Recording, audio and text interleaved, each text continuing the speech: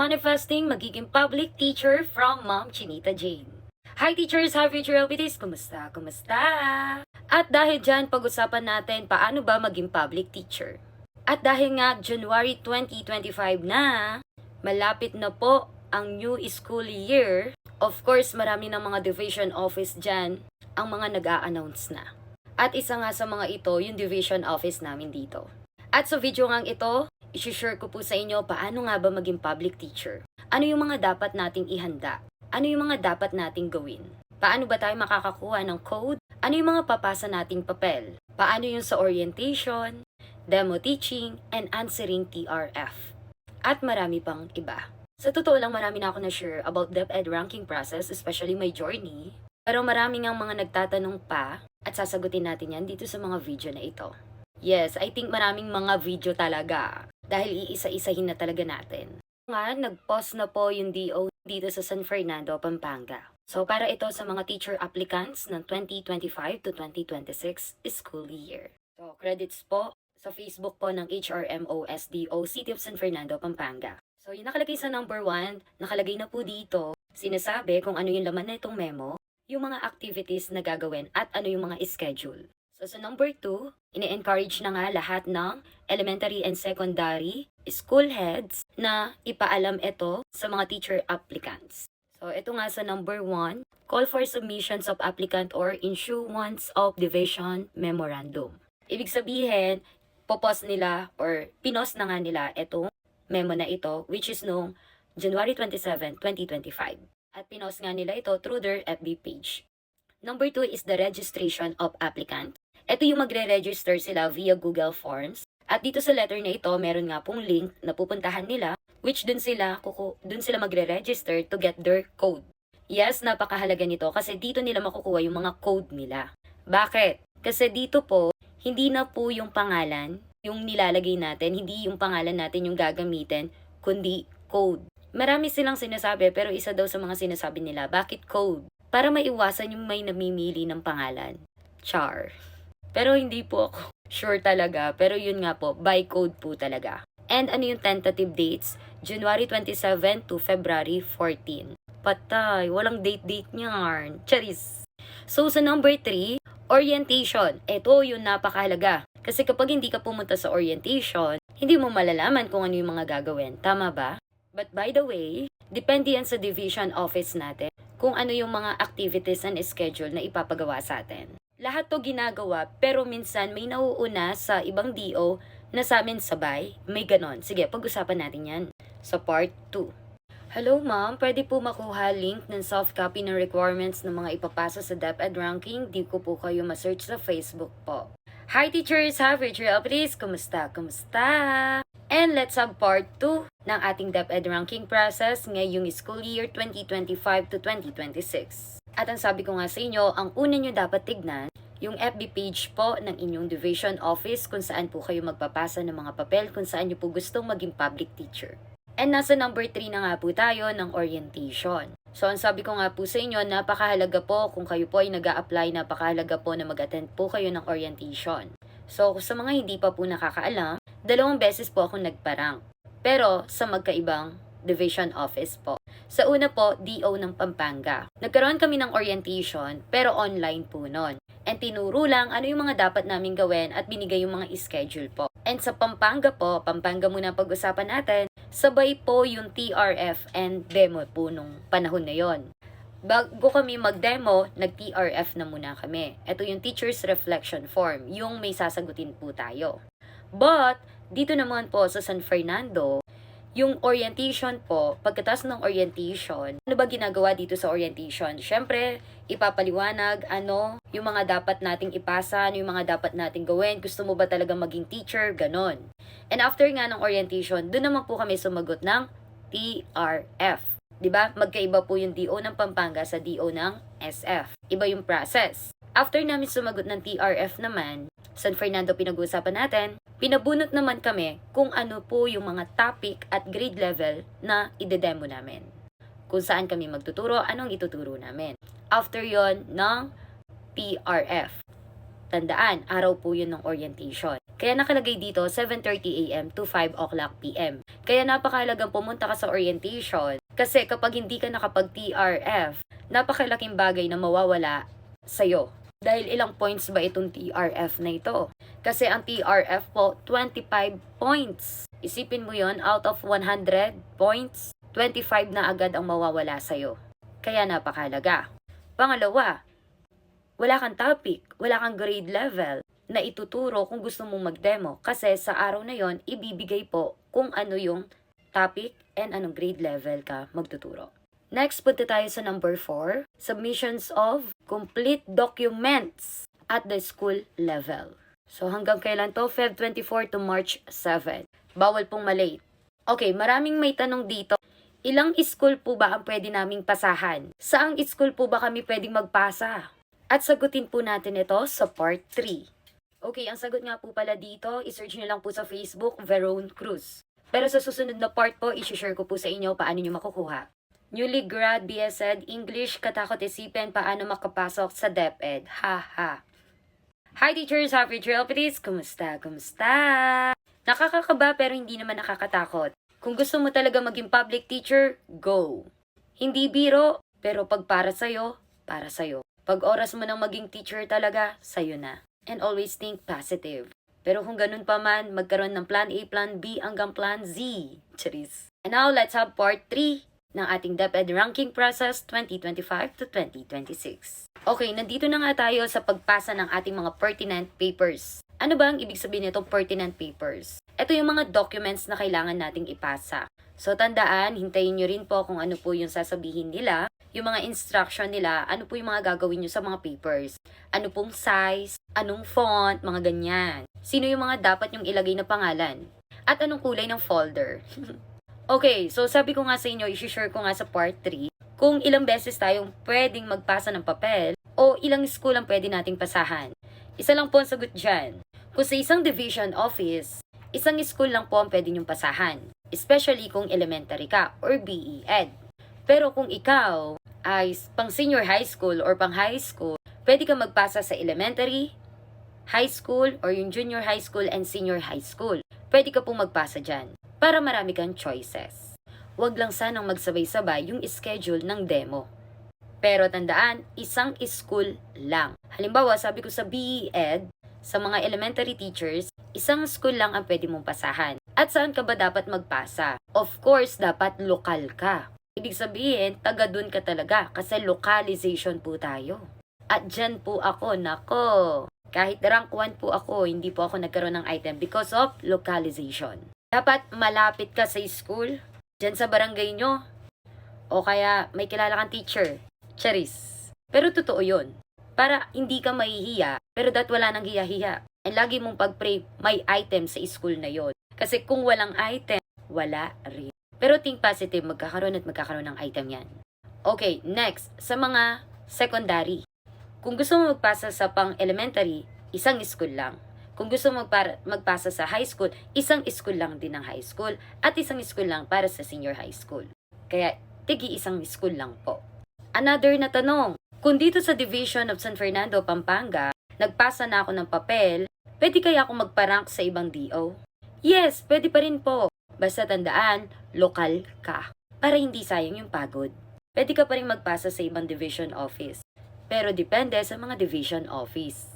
And number 5, eto naman po, hindi na natin trabaho to kasi yung mga AO sa mga school, sila na po yung magpapasa ng papel natin sa division office. And magkaroon naman tayo ng part 4. Hello ma'am, pwedeng makahingi ng sample nyo para sa pertinent po. Hi teachers, happy trails, kumusta? And now let's have part 4 ng ating DepEd ranking process 2025 to 2026.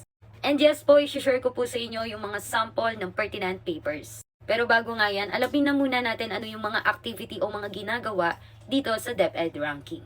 And dito na nga tayo sa number 6, which is the initial assessment of document based on the prescribed CSE qualifications. At ayun na nga, ito na yung mga pinasa nyong papel. Ito na yung mga pertinent papers na pinasa nyo sa mga school. And yun nga po, i-assess nila yon. At ano nga ba itong mga papel na dapat nating ipasa? Okay, isa-isahin na natin yan.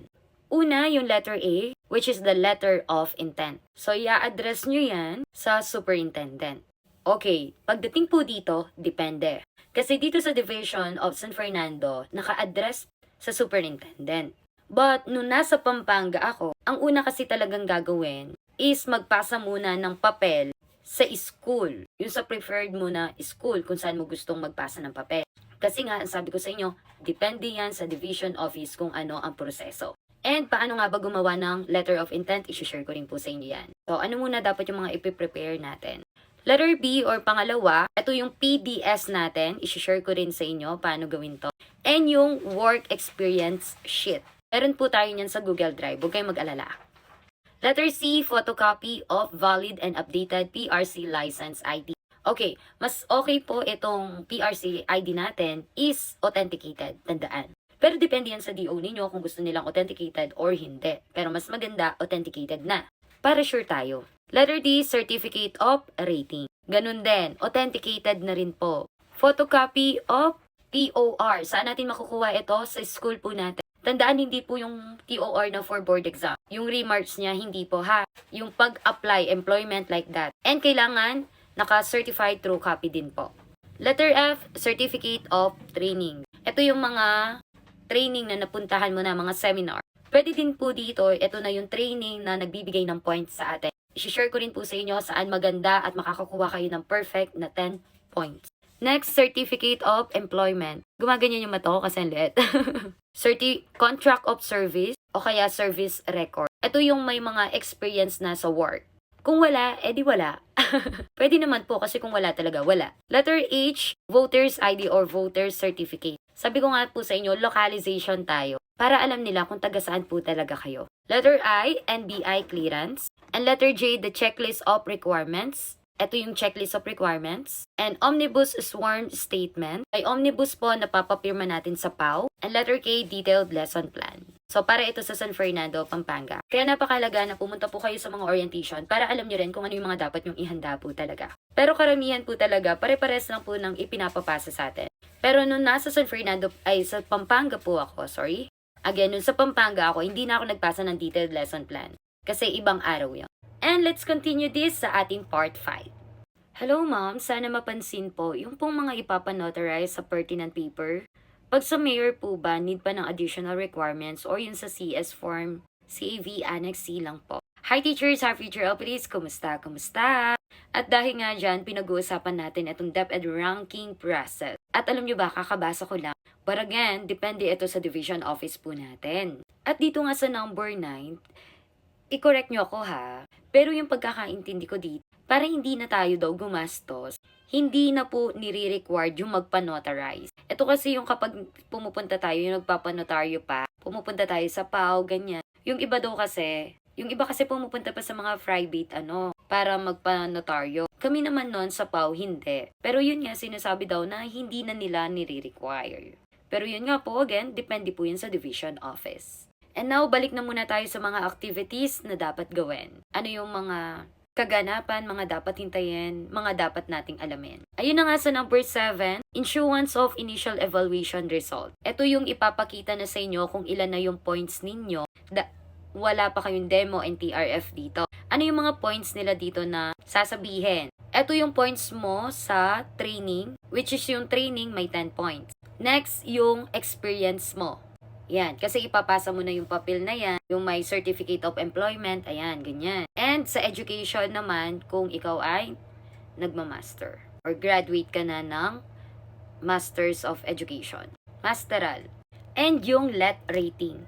So again, ito yung mga initial assessment nila. Yung education, which is 10 points, training 10 points, experience 10 points, LET rating 10 points. And yung demo, napakalaki nito, 35 points. At yung TRF, 25 points. At ito na nga, sa number 8, which is the conduct of demo teaching, which is sa March 25 to 26. So yun, sakto, magkahiwalay yung BE-Ed and BS-Ed. So yun, magkakaroon tayo ng another video for demo teaching. And number 9, to be announced siya, after syempre ng demo, tapos na kayo mag-TRF during the orientation, ilalabas na po nila nun yung CAR, which is the Comparative Assessment Results. Yung mga scores po ninyo. And then, yun na, finish or finalization na ng submission ng CAR nun. Then, ipopost na nila. So, yun. Hintayin nyo na lang nun kapag kayo ay nakasama sa RQA, hintayin nyo na lang nun na tatawagin kayo or may magme-message sa Gmail ninyo.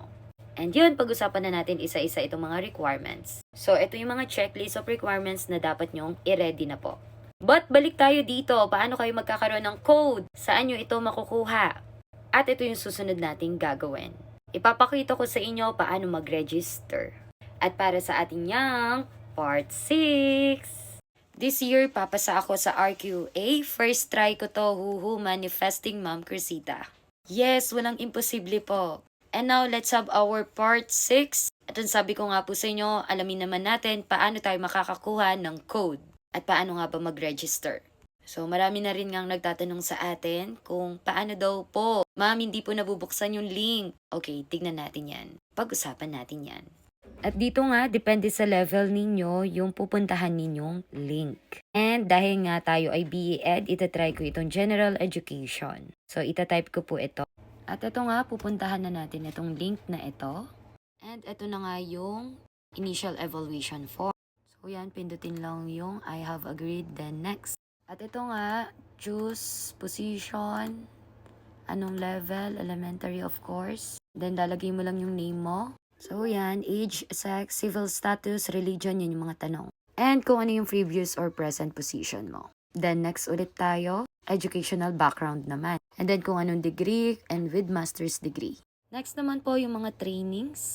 Total number of experience, latest date of appointment, eligibility, ito yung sa PRC ID. And then, letter of intent, voter's ID, voter certification, yung mga ipapasa din dito. And after dyan, isubmit ninyo. May magre-reply sila sa inyo, sasend nila sa inyo kung ano yung magiging code ninyo. At yun nga, paano natin makukuha yung code natin. So, kailangan natin mag-register or magkaroon ng Initial Evaluation Form. Tandaan, depende yan sa inyo kung pang high school na kayo, pang elementary. At ito nga, kakabasa ko lang, basahin nyo itong number 5.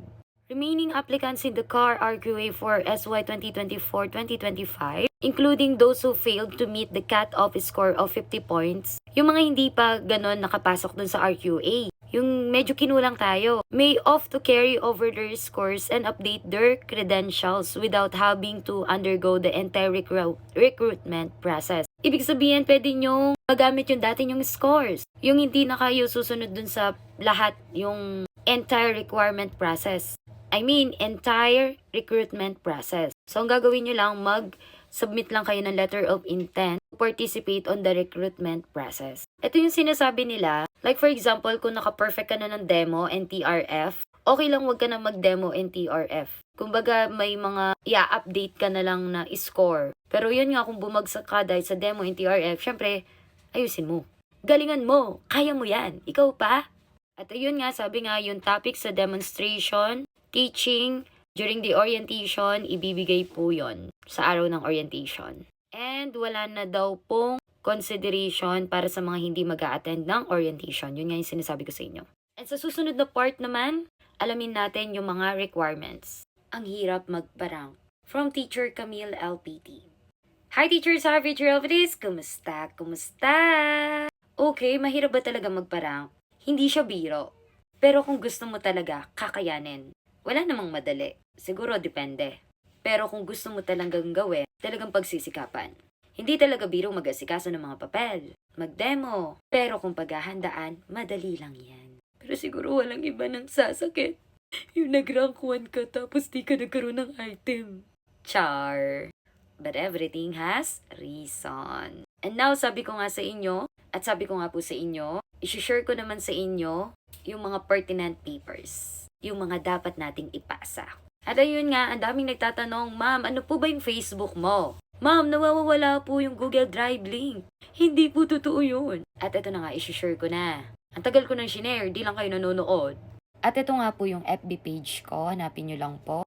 May 32k followers. Baka gusto nyo dagdagan, char. At ito nga po, yung post na ito yung mag-see more lang po kayo. At sa pinakababa, may makikita kayong Google Drive link. At yan nga, pagkapindot, at pagbukas nyo, ito yung makikita ninyo. Pindutin nyo lang po itong ranking pertinent papers. And by the way, hindi nyo na po kailangan mag-request kasi anyone with the link naman po ito. Hindi ko po siya ginawang Private para po makakuha kayo ng copy, pero hindi po kayo pwede maging editor kaya ang dapat nyong gawin ay mag-download na lang po. At dito nyo nga po makikita yung may mga letter of intent, PDS. And now, pag-usapan na natin yung mga requirements, which is the letter of intent. Ano nga ba yan? Ano ang itsura niyan? At anong sinusulat dyan? At ito nga, buksan natin itong Google Drive link. Dito, meron tayong version 1, version 2. Okay, pagdating dito, kailangan naka-center to.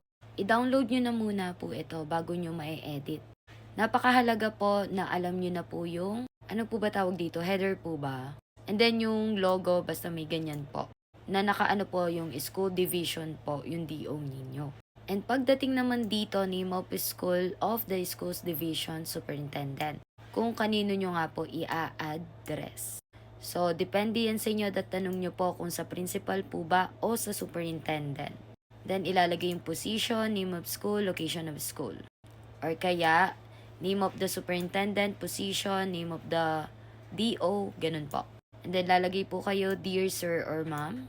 At dito, magpapakilala kayo saan kayo nakatira, saan, anong ina-applyan ninyo, saan kayo graduate. Dito naman, educational background ninyo. Dito, work experiences ninyo. Kumbaga dito sa letter of intent, ipapakilala nyo na yung sarili ninyo. Hindi na kailangan kayong i-interview, kundi dito palang pag binasa nila, makikilala na nila kayo. And ito, attached here with are my relevant documents. So yan, nagpapasalamat ka and hoping for favorable response. And then sincerely, name of the applicant. So yung iba, code, minsan, pangalan. So, pwede kayong magtanong sa DO ninyo or during the orientation. Hello ma'am, tanong lang po, pwede bang umattend ng orientation for ranking kahit unsure pa po na magpa-ranking this year? Hi teachers, how future LBTs? Kumusta? Yes, pwede po. And marami pong ganito na uma-attend ng orientation, but after po no, hindi na po sila tumutuloy. And it's okay. Kasi during the orientation, tatanungin talaga kayo, sigurado na ba talaga kayo? Gusto nyo ba talagang maging teacher? Ito yung mga dapat nyong paghandaan. Maraming dahilan, pero isa sa mga dahilan nila bakit hindi na sila nakakatuloy or tumutuloy is because of their requirements. Hindi natatapos, hindi nila agad nakukuha or naaasikaso, or minsan hindi pa talaga sila totally prepared, like sa demo, or yung after nung TRF, nung na-experience nila, mga ganon. So, may kanya-kanya tayong experience. And reason, bakit hindi sila tumuloy. And okay lang yon. Ang kinaganda kapag nag-attend ka ng orientation and hindi ka naman sigurado kung itutuloy mo talaga, at least nagiging aware ka na, alam mo na yung mga dapat ihanda. And now, let's have part 7 ng ating DepEd ranking process. At ayun na nga, sabi ko sa inyo, iisa-isahin natin yung mga pertinent papers. And tapos na nga tayo sa letter of intent. Okay, after the letter of intent nga, dito naman tayo sa PDS. At para sa mga nagtatanong po, kung maaari silang humingi po ng copy or kayo po humingi ng copy ng pertinent papers ko po, yes po. Yung format lang po yung maibibigay ko or yung template. And meron po niyan sa Google Drive link sa ating Blue app.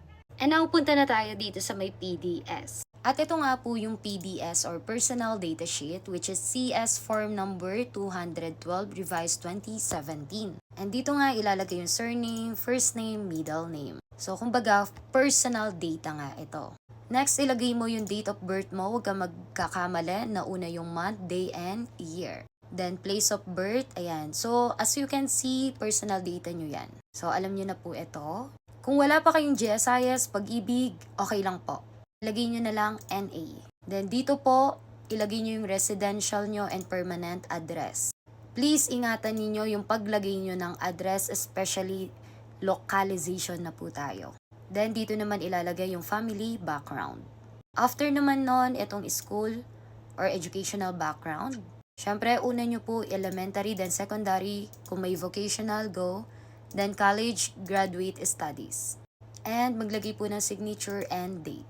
Next, punta tayo sa C2. Yung service eligibility naman po natin. So, yung sa akin po, yung LET, which is tayo talaga LET. Then, ilalagay yung rating, date of examination, and saan. Then, next, yung work experience, kailangan po.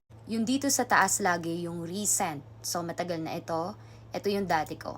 So, nakalagay po dito na umpisahan nyo po, yung pinaka nandito, yung recent work nyo po. Next naman yung voluntary work or involvement in civic or non-government people voluntary organization. Kung wala, NA. Then next, ito naman yung mga learning and development or yung mga training.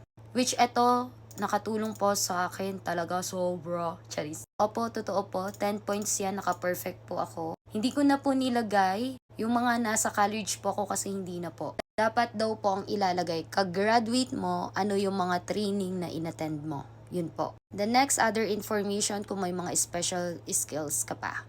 And then ito yung membership in association which is the PAFTE. Dito po nilagay. 'Di ba nung bumibili po tayo ng ticket? So yun, pinapa-member na po nila tayo. And next, basahin po ng mabuti ito kung yes or no. Ayan. And dito yung number 37, have you ever been separated from service? Kung halimbawa kakatapos mo lang. And then lagay mo yes or no, and then kung tapos yung contract, finish contract or resignation or retirement. Nasa inyo po yan. And then yan, basahin nyo lang po ng mabuti. Disability, ganyan, solo parent, ayan, yes or no lang. And then ito naman mga reference. Lagay po kayo ng 3, then yung address nila, and then yung number. And dito naman yung PRC ID po ninyo.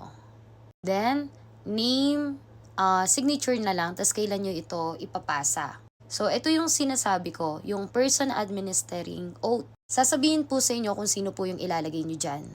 It's either sa orientation, or magtanong po kayo sa AO, ganon. Kung sino po yung ilalagay. And then, dito po kung kailan nyo ipapasa yung papel. Actually, nung nagsasub po ako, talagang maraming beses akong paulit-ulit na nag-e-edit nito. Kasi i-check naman po nila.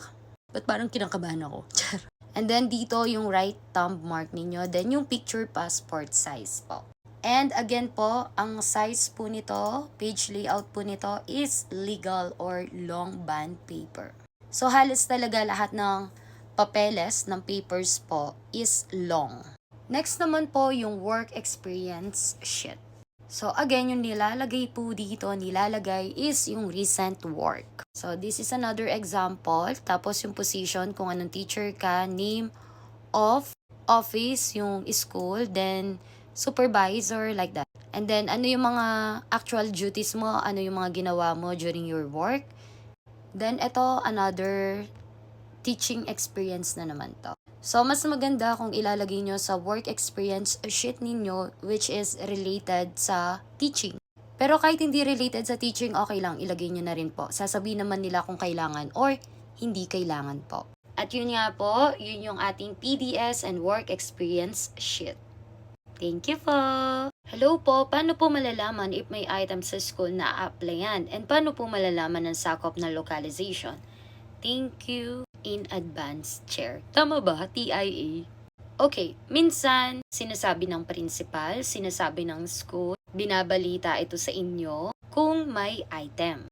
Ibig sabihin nun, baka may magre-resign, may magre-retire, ganon. O kaya papatransfer. Pero ito ang kalaban mo. Minsan kasi, hindi sinasabi din ng school, hindi rin sinasabi ng principal kung ilan yung kailangan o kung may item. Siyempre, ang priority din nila minsan, yung mga nagpapatransfer, yung kunyari, dun ka pupunta sa school na yun, may gustong pumuntang teacher doon, magpa-transfer. Next, may mga priority rin, yung mga galing sa ibang bansa, mga nagpapatransfer, mas mataas ang rank sa'yo, ganon. And paano mo malalaman yung sakop ng localization ninyo? Depende yan sa DO. Yung iba kasi, ina-arrange na nila, inaayos na nila kung pang west, east, south, ganun ka. And kung saan ka nag-apply na district, yun, sakop mo lahat yun. Sakop lahat yon. Hindi ka mapunta kahit saan nun. Hindi porket dun ka sa barangay nyo nag-apply, dun ka rin tatawagan, no. Minsan sa ibang barangay din. Ang ibig ko kasi sabihin nun, dun sa localization, hindi kasi ako taga Mexico. Then yung address ko, wala naman nakalagay na Mexico. Pero naglakas loob ako mag-apply sa Pampanga, sa Mexico. Kaya talagang dun ako sa localization, hindi nagkaroon ng item. Ibig sabihin, hindi ako lokal. And now, let's have our part 8, ang ating mga pertinent papers. So, tapos na tayo sa letter of intent, PDS and work experience sheet. Ngayon naman, pag-usapan natin itong photocopy of certificate of rating. Okay, depende yan sa DO ninyo kung gusto nila authenticated. And itong license ID, papaserox yan. And depende sa inyo, depende sa DO kung gusto nila authenticated. And also your TOR, Kung gusto nila naka-certify sa school po ninyo mismo kung saan kayo graduate. And etong certificate of training, may mga nagtatanong kung authenticated po ba, pwedeng hindi. Depende ulit po yan sa DO ninyo. Next, COE. Kung hindi ka pa nagkaroon ng experience, hindi ka pa nagkaroon ng trabaho dati, okay lang kung wala po. At kanino ka hihingi kung dati ka nang may trabaho, kung saan ka po nagtrabaho. Next po, voter's ID or certificate po. Voter certificate, kailangan din po yan. And NBI clearance. And I think alam nyo na po yung mga yan. And punta tayo dito sa checklist of requirements. Ito yung checklist of requirements. And i-check nyo po yan kung ano yung mga meron kayo. And makikita nyo nandun may name of applicant, position applied for. And may makikita kayo dito application code. Ito yung sinabi ko sa inyo na kailangan nyo munang mag-register. Yan yung checklist of requirement po. At sabi niya dito, meron ding omnibus sworn statement. And anong itsura nito? And ganito po yung itsura ng omnibus. Ayan. Your name. Nalalagay mo Filipino, depende sa'yo. And then yung address mo. And yan. So, meron na din po nito sa Google Drive. And then, I am applying sa ang school ka nag-a-apply. And sasabihin mo lang kung ano yung mga documents na pinasa ninyo. And tulad ng yung PDS, tapos may picture, photocopy ng PRC, ng let rating ninyo, TOR ninyo, kung ano yung nasa checklist of requirements. Sasabihin nyo lang na pinasa nyo talaga ito. And then, ayan. Then, ilalagay lang din, tapos date, and then signature. Yun lang po. And yun yung mga papers na kailangan nating i-ready. Diba? Konti lang. Kaya yan. Ang dami pang panahon para i-ready yan. So, again, depende yan sa DO kung ano yung process ninyo or division office. Baka may nagtataka, ano yung DO? Division office po. And then, ano yung mga AO? Sila yung naman yung mga sa administrative office. Sila yung mga nag-aasikaso ng papers sa school. So, kung hindi kayo sigurado sa process, better na pumunta kayo sa school. Ma, pwede na po bang mag-apply? Ano po yung process? Ayan, pwede kayo magtanong sa mga school. And by the way, may mga nagtatanong kung kailangan pa ba ng table of contents, tabbings, ganon. Depende again sa DO ninyo, pero ako naglagay lang ako ng table of contents. So, ganyan lang yung itsura ng table of contents, letter of intent, kung ano siya, yan. Ganyan lang po. And that's it, kaya nyo yan. Bawat kilos ninyo, ipag-pray nyo po. At yun lamang po. Thank you po. Ma'am, ask lang po, pwede pa rin ba makirang kahit hindi nakapag-oath at wala pa yung license? Hi teachers, how are you this? Kumusta? Kumusta? From Sir John. Bakit hindi ka pa nag-oath, Charis? Yes, hindi ka talaga magkakaroon ng license or PRC ID kung hindi ka pa mag-a-attend ng oath taking. Napakahalaga po niyan. And hindi ka po makakasama po sa ranking. Bakit? Kasi po sa ranking kailangan kumpleto po ang papers. Pag nagsabi na po silang eto yung due date, eto yung final date, eto lang yung submission, kailangan ipasa nyo po lahat. And eto talaga yung nagiging problema ng karamihan, kaya hindi pa sila nagpaparang kasi minsan hindi kumpleto yung papers nila. So yun, kaya talaga kung may plano kayo na magparang, kailangan inahanda nyo na po yung mga papel ninyo. At yun lamang po, thank you po. Ma'am, ask ko lang po sa aking TOR, ma'am, ang remarks is for board exam. Kailangan ko pa magkuha for employment, ma'am, from Sir Rand's shop. Hi teachers, have future LPDs, kumusta, kumusta? Okay, depende yan sa DO ninyo. Kung mapapansin ninyo, laging depende yan sa DO ninyo. Pero sa amin kasi, yung TOR, yung for board exam, diba, para lang yun sa pag-take ng board exam. Pero diba kapag ka-graduate natin, may binibigay pa silang isang TOR. Dalawa kasi yung binibigay nila. Yung isa, yung para sa general, yung isa for board exam. Which yung isa pwedeng gamitin. Pero kung wala kayo, yes, for employment po. Kasi yung isa, diba, intended for board exam. Pero, tanungin nyo po yung DO ninyo or AO ninyo kung pwede po yung remarks is for board exam. And yun, I hope nasagot ko po yung tanong ninyo. At yun lamang po. Thank you po. Na-experience namin hindi nasunod ang ranking, naging wrongking. Hi teachers, have future LPDs, kumusta, kumusta? At eto talaga yung mangyayari.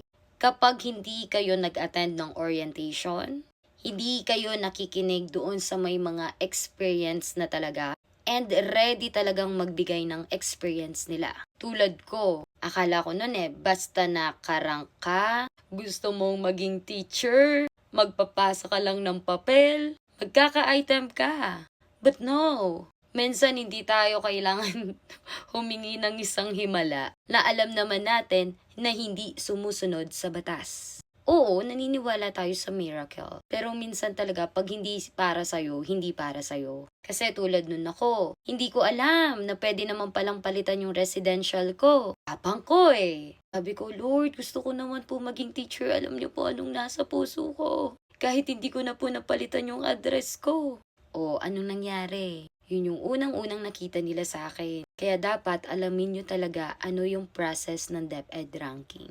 Ano yung mga kailangang ipasa. Ano yung mga kailangang dapat gawin. At kung hindi mo pa alam, baka pwede mong panoorin yung mga video natin about sa DepEd ranking. Charis! So yun, wala namang masamang magtanong, mag-search, manood, mag-attend ng orientation. At yun lamang po. Thank you po!